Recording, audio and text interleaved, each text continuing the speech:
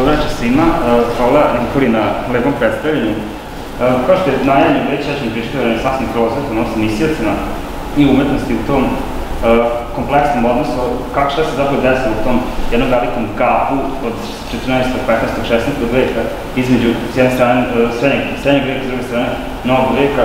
No, kao što smo svedoci, sama renesansa u svakom smislu, kao je kulturna baština, znamo da ispostavlja mnoštvo različitih duhovnih tvorevina sa aspekta s jedne strane nauke, s druge strane umetnosti. Dakle, ne govorimo sad samo o renesansi kao umetničkoj epohi, tu govorimo zato što imamo u jednom sveopštem kulturnom momentu u ljudskoj civilizaciji koja definitivno obeležava čoveka i dan danas, evropskog čoveka. Naime, šta je meni bila zapravo ideja da kroz ovo vam predanje predstavim na koji način je zapravo filozofska misao struke iz koje striktno dolazim uticala zapravo na formiranje toga šta podrazumemo pod renesansnom kulturom, šta podrazumemo pod renesansnom umetnošću, jer uvijek s neke strane pokazujemo zapravo taj već sekundarni okret ka tome da se zapravo ne formira umetnost sami sebe, uvijek vidimo te kulturne utice iz više strane. Filozofi renesansa su podosta uticali i na samo razumevanje umetnika, renesansnog čoveka kao takvog, poznata je ona veliki pojam renesansnog čoveka kao homo univerzalisa, odnosno tog univerzalnog čoveka koji se s jedne strane bavi i naukom, i umetnošću, i religijom. U tom smislu vidjet ćete zapravo da renesansni umetnik i renesansni čovek kao takav zapravo nadiše samo tim njegovom jasnom konstitucijom kao umetnika. Vidjet ćete zapravo Leonardo da Vinci kao jedan od najvećih predstavnika, zapravo nije bio samo umetnik, bio je i umetnik, i naučnik, i astronom, i sve ono ostalo što je bilo propratno tome s aspekta humanističkih i prirodnih nauka. No, sad istraživajući samo ovu tematiku, kako je predstavio vama ovo jedno predavanje, dođe, opet kažem, do tog problema šta predstaviti zapravo u cijelom tom jednom sijasetu mišljenja i tvorenja koje se desilo u ovoj jednoj epohi. S tim u vezi izdvojih par centralnih tačaka koji se mi se činiše kao najprihvatljiviji način da se zapravo pokaže na koji način zapravo se konstituisao zapravo renesansni umetnik, renesansni čovek kao takav. U tom smislu, kao što svi znate, humanizam kao jedna propredna stvar koju uvijek vezujemo za renesansu se javlja upravo u tim periodima od 15. 14. opet 16. veka sa idejom zapravo da sad humanistička nauka, odnosno nauka prevashodno u čoveku, stavlja zapravo akcenat i na prvo mesto u samom naučnom zasnivanju, pored naravno bujanja velikih prirodnih nauka. Naravno, to nije stvar za izostaviti.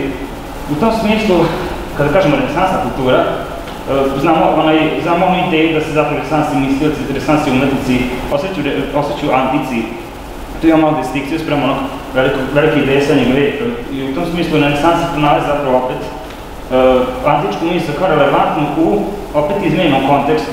To, kako kažemo, uticaj od strane antičke epohe, ne mislimo de facto na ovo opet predstavljene antike u istom svetlu. To je svakako radi o širinolikim uticajem. S jedne strane srednjovekovne kulture, jer renesansa je svakako kao hrišćanska tradicija kao takva.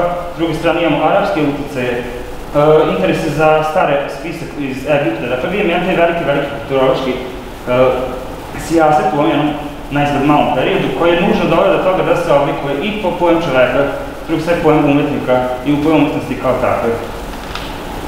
S tim u vezi, kada govorimo o uticajima antike, treba uzeti u obzir da je neoportunizam kao jedna od vodećih struja u antici zapravo pokazalo renesansi velik uticaj na samu umetnost i uopšte na formiranje renesansa kao takve. Raffaello Santi, jedan najpoznatijih slikara renesanse, predstavlja antičku školu zapravo, predstavlja najveće likove antičke misli koji su zapravo na ovom jednom opet renesansnom platnu trebali da pokažu upravo tu jednu veličinu, tu jednu božanskost antike. Dakle, antika se tu pojavlja sada iz perspektive renesansnog umetnika kao ideal kojem se treba težiti. U tom smislu i ovaj sredstvo koja pokazuje je zapravo Plotin kao jedan od osnivača i predstavnika neoportunizma. Kako bi sad predstavio šta je to zapravo filozofski na samim radovima velikih umetnika, treba uzeti u obzir da neoportunizam i Plotin kao predstavnik takvog pokreta pokazuje zapravo tu jednu filozofsku, religijsku misao koja će zapravo oblikovati pa i samo hrišćanstvo kao tako. U tom smislu mi znamo da neoplatonistička misao koja razumevanje sveta potiče toga da imamo s jedne strane jedno sa velikim J, koje je zapravo tvorac svega toga, ono emanira, odnosno isijava iz sebe svetlost i s tim isijavanjem stvara svet.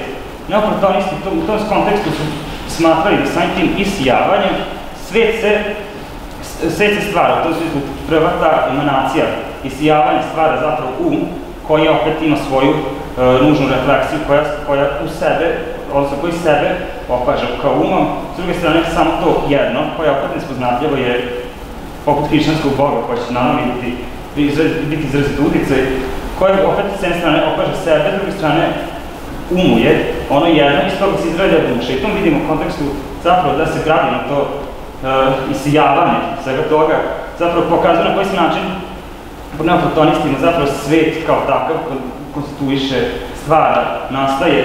I u tom smislu sve to udaljenije od tog duhovnog dolazi do toga da prirodni svet kao takav, ljudi, životinje, mineralije, sve zapravo su posledice zapravo tog isijavanja jednog, odnosno tog božanskog pojma iz neoplatonističke tradicije. Ono što je tu interesantno sad navesti kako znate distinkcija šta će se desiti u samoj renesansi, jeste pojam materije koji ja prosto ću osvetati najkraće moguće da sad ne bi pojao sve samo priču kao takvu.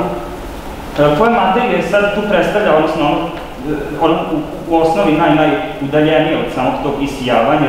Po neoplatonistima zapravo vidimo da je materija predstavlja kao ono zamračenje, odnosno kao ono najudaljenije od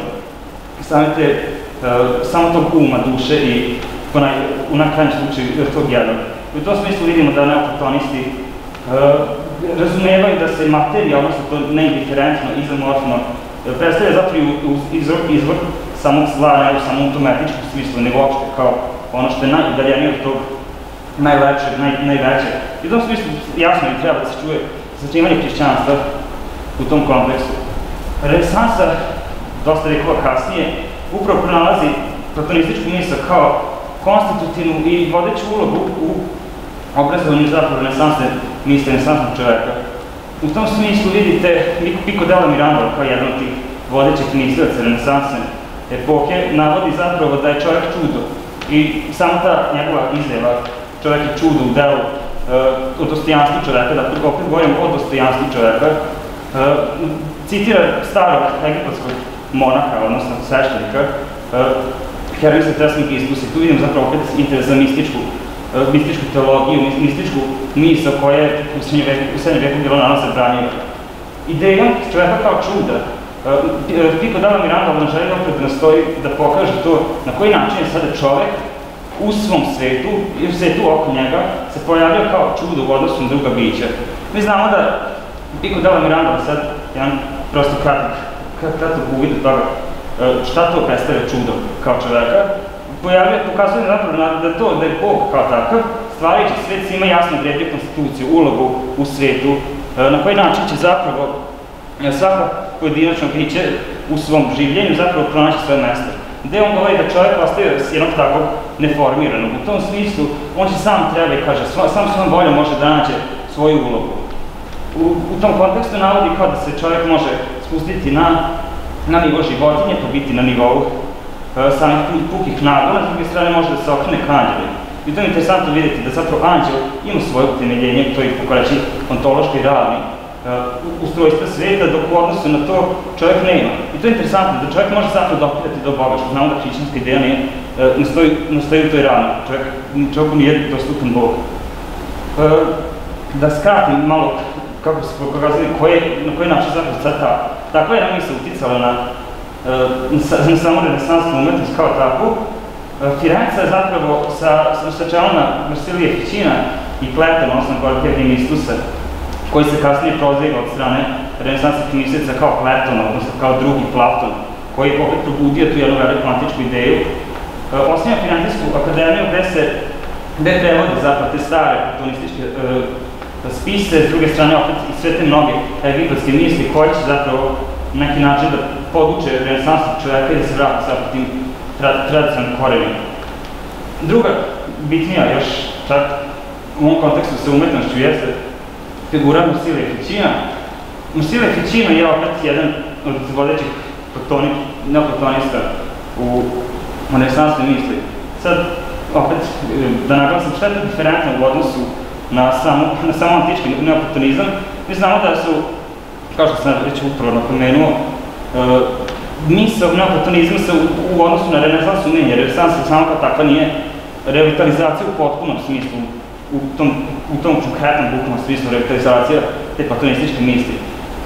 Mi znamo i sad protivno, to je interesantno sad s aspekta lepote, govori o lepoti da je ona harmonija. Mi znamo da se to emanirano zapravo stvaruje kroz sporu na samu materiju. Šta se dešava? Marsilija Ficina govori, da se to vidimo opet hrišćanske. Ja se nam sad vama da ne preterujemo previše sa filozofskim pojmovima, ali mislim da je bitno zapravo se primetiti, kad dođem do konkretnog primjera samih umetničkih dela, šta je to zapravo renesansno i antičko upoznanje svega toga. Marsilija Ficina govori zapravo da ta materija više se ne predstavlja kao izvor zla, izvor nečega negativnog, nego ono kao stvoreno od strane tog jednog, odnosno Boga u ovom kontekstu, jer je to ipak hrišćanska kultura. Materija zapravo i nije nešto negativno, nego zapravo samo jedan od tih stadija u stvaranju. Mi vidimo da se zapravo tu materiju kao opet pozitivna mogućnost na neki način se afirmiše. U tom kontekstu će to materijalno telo, sve ono čulno zapravo biti afirmacija u renesansnoj kulturi. Čovek u tom smislu, i tu vidimo sad konačno uvođenje te ideje univerzalnog čoveka u renesansi, govorimo o čoveku kao kreatoru nad svetom. I to je interesantno. Čovek sada referiše na ono što je stvoreno od strane Boga. Dakle, čovek je u tom smislu novi kreator. I to sad može se ostvaruje i na delima renesansne umetnosti. Ovdje zapravo vidite jedan od najvećih dela renesansne kulture.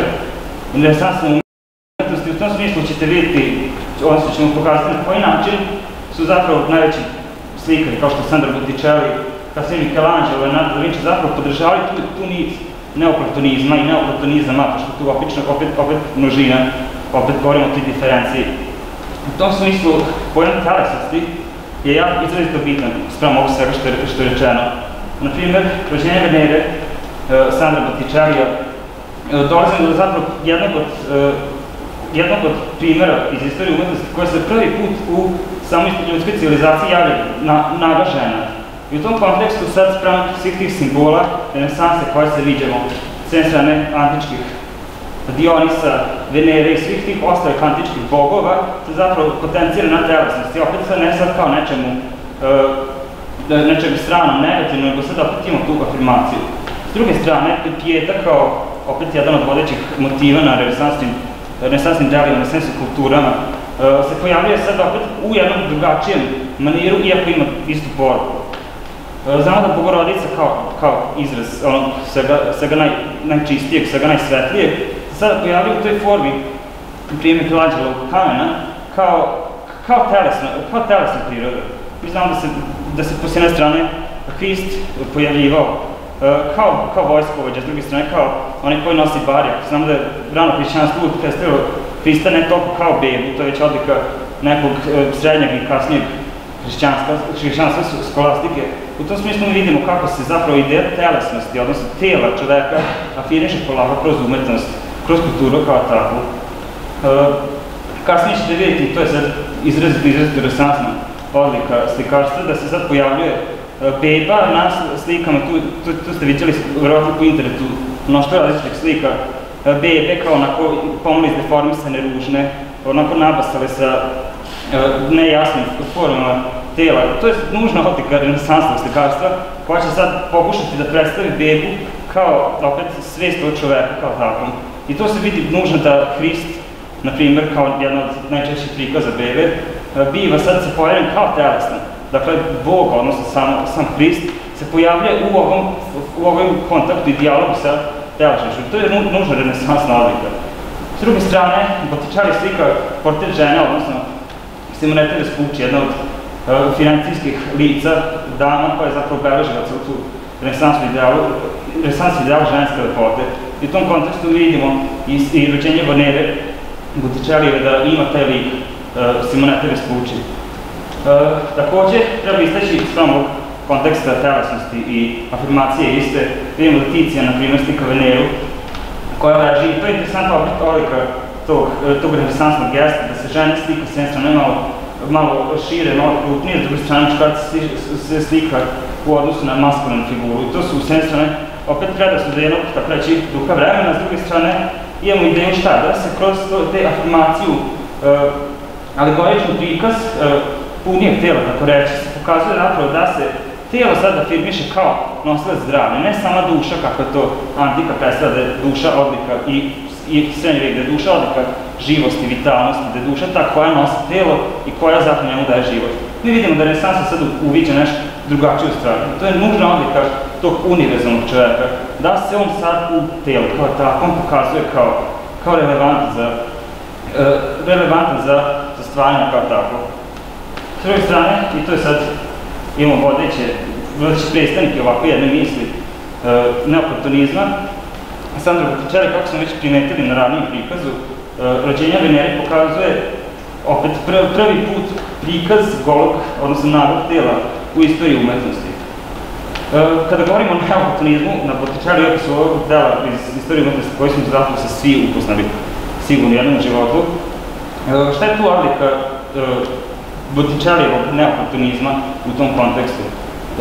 Botticelli sad spram Ficina, kojeg smo spominjali, i koji nužno imao tu komunikaciju između Firentijske akademije zajedno sa Michelangelom i drugim velikim renesansnim slikarima, Botticelli navodi upravo kroz ono što nam govori sama dokumentacija iz istorije umetnosti, da razlikuje dve Venere, i to su opet odlikovano renesansne ideje. Dve Venere, jedna je ona koja je rođena od Zevsa i Dione, to je ta telesna ljubav, koja predstavlja zapravo ideju prokreacije, stvaranja, opet onog telesnog, s druge strane imamo onu staru Hesiodovu predstavu Venera koja je rođena zapravo iz pene, iz kastriranog uranovog, odnosno očevog polnog organa. I tu je zapravo primetiti taj moment da ta duhovna, kako se naziva, Venera nema svoju majku, što znači nije potekla od same materije.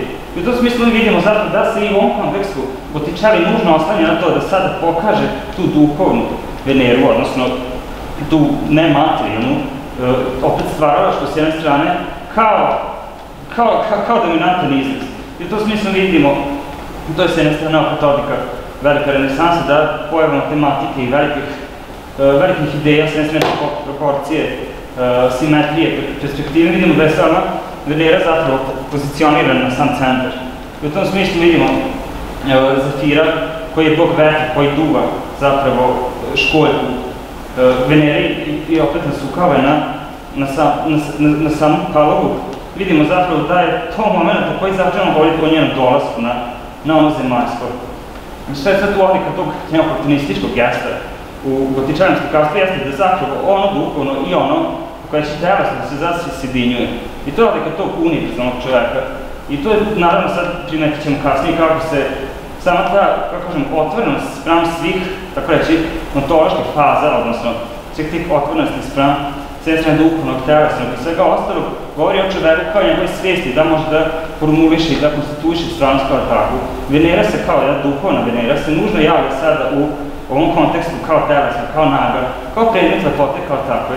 Mi znamo da je, i opet još jedan neoportunistički gest koji se javlja, koji obeleži renesansu kao takvu, da se sada, da se zapravo umetnost, odnosno lepota kao takva, kao najviše, kao duhovno, se javlja i u sferi ovog materijala.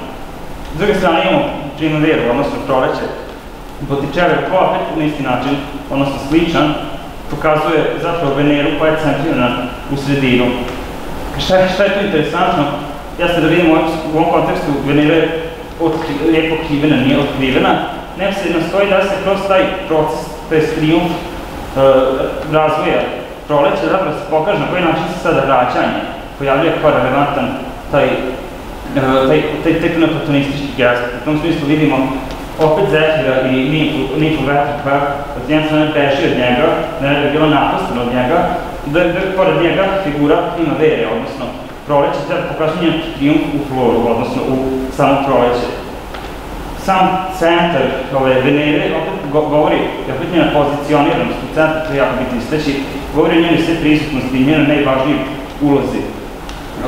Ljubav kao takva, s druge strane opet ispraćena i Kupidonom koja je iznad gaća na grace koje su u drugom delu slike. Ono što je interesantno sad primetiti, mi znamo da su mecene, zapravo lica koja su obeležila renesansnu kulturu u smislu produkcije dela i plaćanja na koji će način naručena slika da izgleda. U tom smislu mi vidimo da Medici, na primjer, koji vidimo ovdje, je zapravo uvijek imao taj neki način ljubavni odnos sprem Simonete koji je Botticelli na neki način tretirao kao muzu njegovog slikarstva.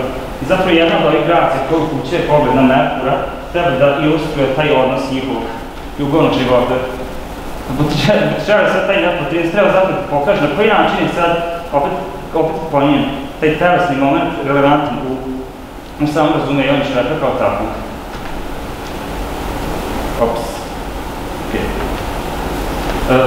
Leonardo da Vinci i napoštaj novog čoveka, ono što sam htio sad ovim delom zapravo da vam pokažem, jeste da s jedne strane nemoguće izostaviti Mona Lizu u celom predstavljanju iz kog konteksta. Jasno je da je sad Mona Lisa prvi portret koji se javlja u istoriji slikarstva.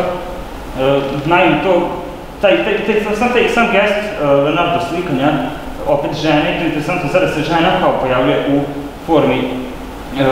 u formi slike, zapravo govori dosta o toj dominaciji ženskog principa u istoriji slikarstva. Ali što to nama govori? Zapravo da Leonardo da Vinci, koji je opet jedno veliko obrazovanje imao, ne samo iz pozicije slikarstva, nego iz matematike, iz astronomije, dinamike, dakle, to je opet odlika tog univerzalnog čoveka renesansu. Da se on sad obrazuje u kontekstu svih nauka i komunističkih i prirodnih i sad tu je imao jako bitan moment. Šta nam govori Mona Lisa? Zato da je čovek sagleda, odnosno umetnik, je sagleda sebe kao stvaraoca. I u tom smislu mi vidimo mogućnost da se javi ženska figura, odnosno čovek kao takav na platnima. S druge strane imamo crtež proporcije čoveka koje opet Leonardo crta, gde treba da pokaže simetriju odnose, način na koji je predstavljen sprem prirodnih zakona ljudska figura. I to je interesantno da Leonardo pokazuje zapravo te momente, na primjer zlatnog preseka, na koji način svaki deo čovekovog tijela je usklađen u odnosu na drugi i u odnosu na celinu. I zato ta ideja zlatnog preseka koja se dominantno razvija na slikarstvu renesanse pokazuje na koji način sva prisutnost prirodnih zakona se zapravo pojavljuje u čoveku. I čovek je taj koji može da opaža te prirodne zakone koje je opet stvorene od strane Boga i da sve njih da formuliše, da ih konstatuje, da ih operiše nad njima. I sve ti vidimo zapravo Leonardo, odnosno umetnika, koji konstatuje to i referiše nad tom prirodom. Dakle, čovek je zapravo u tom alter deusa, u tom kontekstu. On je taj koji je drugi Bog, koji je stvaralac nad onim već stvorenim. Ovdje sam naveo jedan drugi primer, doduše opet ne italijanska renesansa, Albrecht Dürer koji slika svoj autoportret. Ono što je meni interesantno bilo u ovom kontekstu da vam navedem da se sam Dürer odazvao opet jednom takvom renesansnom pozivu da sebe predstavi u formi autoportreta. I u tom kontekstu vidimo da Dürer je jedan od tih prvih predstavnika koji slikaju sebe u formi portreta. Mnogi istorični umetnosti, to je sad interesantno primetiti, da navode da je Dürer zapravo sebe predstavlja u kristološkom maniru. Opet vidimo da njegovo gledanje u samog posjetrača nekako referiše na njegovu kristolikost, odnosno naličje na Hrista. I to je sad jedan velika smelost s jedne strane umetnika, s druge strane velika gest o percepciji toga šta čovjek jeste, šta umetnik jeste i na koji način on sad reaguje na svijet. Michelangelo je jedan od tih, opet, s jedne strane poslednji autor kojeg bih vam ovdje pokazao, s druge strane neizostavan u kontekstu razgovora o renesansi. Zašto sam mislio da sad baš ove kasne, do duše, radove, Michelangelo sprem s jedne strane Pijete, sprem Mojsija, Davida, opet nužno najveća dela istorije umetnosti. Ono što je zapravo odlika Michelangela, i svi znamo tu veliku ideju Michelangela gde govori da u kamenu, odnosno u mermeru, koji je njemu dragom materijalu za izradu skulpture, govori da je forma već uprisutna u samom kamenu, a da je umetnik taj koji mora nužno da iskleše iz materije samu formu i dovede zapravo u postojanje. I opet vidimo zapravo taj stari gest odvajanja od materije, dolaženja do forme, do ideje, do onog što je zapravo ne duhovno, i to je sad opet taj neoplatonistički manir. Ono što sam htio sad ovdje konkretno skrenuti pažnju sa susretom forme i materije, non finito je zapravo jedan taj manir klesanja kamena koji je izdominirao zapravo sa Michelangelom, kasnije sa Rodinovim skulpturama.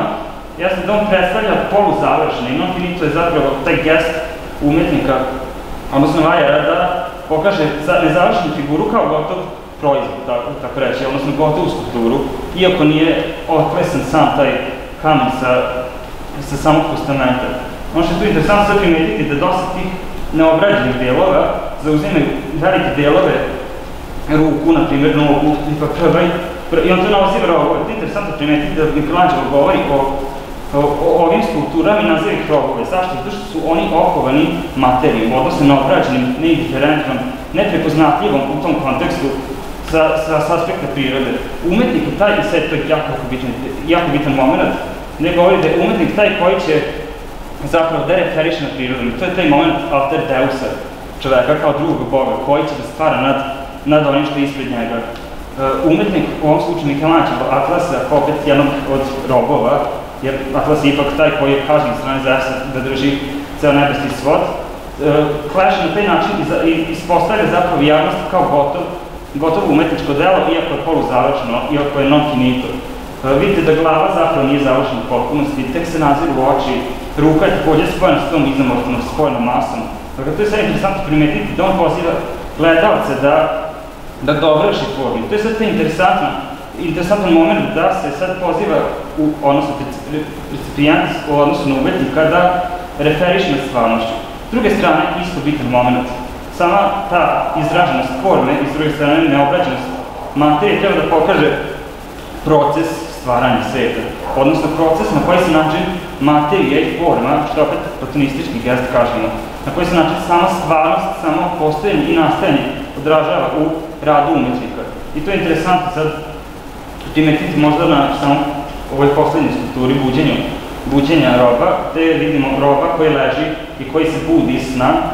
Michelangelo hteo upravo ovim poznim radom da pokaže na koji se način forma zapravo budi iz materije. Vidite kako se muško telo izdiže iz samog tog neobrađenog suvog kamena, na koji način treba da se zapravo duhovno odnosno sve to formalno izrazi iz neindiferentne materije. I to je interesantno i opet treba naglasiti da italijanski renesanski mislioci i umetnici, opet govorimo o sveopšte njihovom obrazovanju, nisu oni striktno bili samo umetnici kao umetnici, bili su i naučnici, i astronomi, i alhemičari. Velik dijapazon njihovog znanja, opet treba da odlikuje taj univerzalis njihovog karaktera, odnosno to veliko renesansno biće koje nije bilo samo s jedne strane umetnik, s jedne strane samo naučnik, nego i umetnik, i naučnik, i sve ono što je zapravo odlika čoveka kao takvog. I to je nužno bila odlika renesansnog umetnika. Michelangelo nije imao takav gest da se našao u toj epohi, da je, tako reći, poveden duhom vremena, da stvara ovakva dela. Michelangelo je bio jedan od svojih mlađih dana učenika u Francuskoj akademiji i imao je prilike da uče i Platona i mnogi drugi predavače u toj akademiji i da podražava te velike ideale neoplatonizma koji su konstituisali renesansu kao takvu. Interesantno to da mnogi istoričari i teoretični umetnici smatraju da su ovi pozne radove i to je bila namera baš da na delima Michelangelo zapravo pokažem o konkretno ovim poznim, ne sad tim velikim kao što je Pieta, kao što je David, iako smatramo da, i to je interesantno primetiti da sam Michelangelo navodi da je sam izražaj, na primjer, ako gledamo Davidovu veliku skulpturu, govori da sama dovršenost cijele skulpture govori o toj savršenoj, dostignutoj duhovnosti kao takvoj koji čovek, odnosno koji renesansni čovek može da primeti u stvarnosti. To je interesantno da sad umetnik taj koji je pozvan od sebe da može da pokaže, da izraži ono najduhovnije, odnosno ono samo što se nalazi u osnovi prirode. Ove nedovršene, odnosno non finito skulpture treba da pokaže to, da s jedne strane samo u suvu materiju, s druge strane samo ono savršeno. Čitav taj jedan proces treba da pokaže zapravo to cirkulisanje koje se nalazi u prirodi. Samo kraj navodi to da je istorične umetnosti kao što su istorične 19. i 20. veka navedno upravo da je Michelangelo upravo na neki način preduhitrio, odnosno upravo put da se razvija nešto što će se desiti kasnije u maririzmu, u baroku kasnije. I opet vidimo zapravo da se ta ideja neoplatoničke filozofije, uopšte čitave misli, ne zadržava samo na renesansi, desi i prestaje. Odnosno, vidimo zapravo da se ona sad i u baroku razvija. Svi ste primetili, pretpostavljam zapravo slikavanje tavanice i kupola, treba da predstaje onu iluziju zapravo jednog uspinjenja ka nebu, konstantnih figura koje su zapravo daju taj trodimenzionalni izgled. I to je nužna odlika toga jednog gesta neoplatonizma, uspinjenja kao ono duhovnom i predstavljanja iluzije. S druge strane, znate Caravaggio slike koje su opet odlikovane tim jakim, tamnim kontrastom koji se naziva u literaturi kao chiaroscuro. Upravo taj moment nepredvidive svetlosti, odnosno obasipanje najčešće svetice na slikama, pokazuje zapravo to nespoznavanje odakle dolazi sama svetlost koja obasipa centralnu figuru koja je na slikama. Upravo tu idemo taj opet jedan izmenjeni manir koji će se pokazati da ova jedna velika renesansna misla, u osnovi antička, i dalje biva prisutna i u dalje razvoju umetnosti i šire nakon renesanse. Naprimjer, interesantno je da mnogi istoričari umetnosti navode da zapravo renesansa, odnosno antika u toj osnovi, nije se desila i prestala. U tom smislu vidimo zapravo da se ona pojavljaju u renesansi, gde, na primjer, mnogi mislici 19.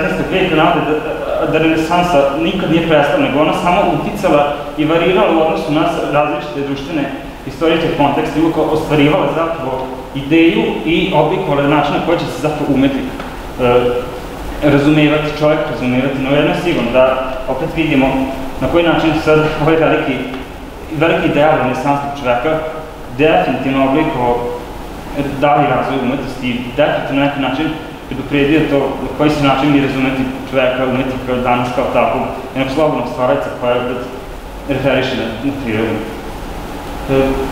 To je to, ja vas ne bi zadržavao previše, ostavim prosto klimati možda neka pitanja, ako nema, ako nemate slova možete pogledati opet izložbu, ako niste imali prilike, ako ne, ja vam se zahvaljujem.